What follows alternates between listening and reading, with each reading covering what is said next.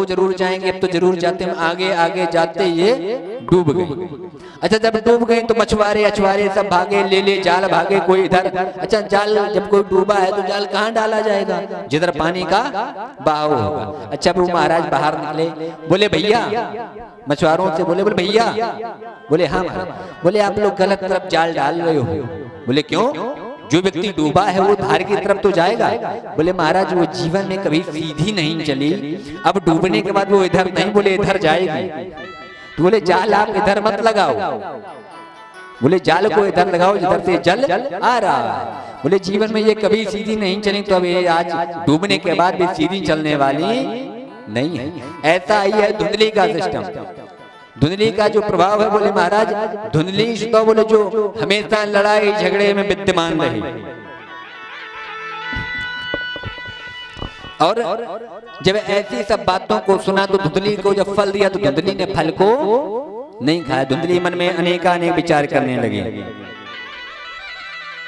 बोले अगर हम फल खा लेंगे तो हमारे गर्भ हो जाएगा, और जब हमारे गर्भ हो जाएगा तो हमारी ननन आएगी, और बोले जब नदन आएंगी तो हो सकता है घर का सारा सामान भर ले जाएं।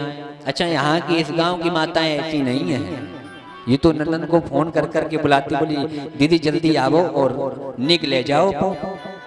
है नोना की और पतई के समपुर गांव की तो माताएं ऐसी हैं, ये अपने नंद को फोन कर करके बुलाती। जब कोई शुभ काम होता है तो ये लोग फोन करके बोले दीदी अपना नेक ले जाओ।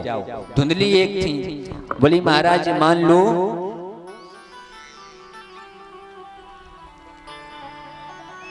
बोले महाराज मान लो कि कहीं पर ऐसा हुआ कि कभी गांव में आग ही लग गई और हमें तो गर्व होगा, हमारा पेट बड़ा होगा। बोले महाराज जब गांव में आग ही लग जाएगी हम निकल नहीं पाएंगे, हम तो वहीं मर जाएंगे। बोले फल को खाएं कि ना खाएं। इसी प्रकार जिस प्रकार धुंधली मन में फल लेकर विचार करते, इसी प्रकार घर में बैठा व्यक्ति विचार करता है। बोले कथा में जाएं कि ना जाएं, जाएं कि ना जाएं, तब तक तो 6 बज ही जाते हैं। कथा में जाएं कि ना जाएं, जाएं कि ना जाएं, तब तक 6 बज जाते हैं। इसी प्रकार धुंधली मन में सोच रही है, बोली फल खाएं कि ना खाएं, खाएं कि ना खाएं। ऐसा मन में सोचते सोचते धुंधली की एक बहन थी, तब तक वो आ गई। जब धुंधली की बहन आई तो उसने देखा, तो उसने देखा कि बैठी क्यों बहन तुम गई। बोले महाराज मैं इसलिए बैठी हूँ कि जो ये मेरे पतिदेव फल लेके आए हैं, बोले से पुत्र रत्न की या पुत्री रत्न की प्राप्ति होगी। मैं इसीलिए बैठी हूँ कि ये फल खा लूंगी तो मेरे गर्भ आ जाएगा, गर्भ आ जाएगा तो ननन आएगी काम करने के लिए, और जब काम करने के लिए ननन आएगी तो ननन घर से सारा सामान भर ले जाएंगे, हम तो कुछ कर भी नहीं पाएंगे। चलो नंदन ना भी आई, कभी गांव में आग ही लग गई, हमें गर्व होगा, हम भाग नहीं पाएंगे, जल के मर जाएंगे। अनेका अनेक इनके मन में विचार आने लगे, ऐसे ऐसे मन में विचार आने लगे कि जिसका कोई काट नहीं। अच्छा इसकी जो बहन थी वो बहुत होशियार थी। उसने कहा बहन तुम्हारी गाय को भी तो अभी तक कोई बालक नहीं हुआ है, तुझे ये संत ने फल दिया है वो गाय को खिला दो, वो गाय को खिला दो।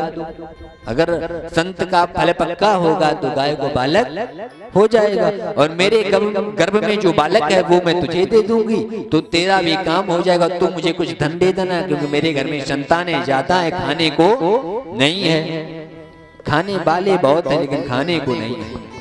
तो धुंधली ने सोचा कि महाराज वो व्यवस्था हो गई। बोले अभी इससे ये ठीक है, बोले कि बालक भी मिल जाएगा और पीड़ा भी ना सहने पड़ी।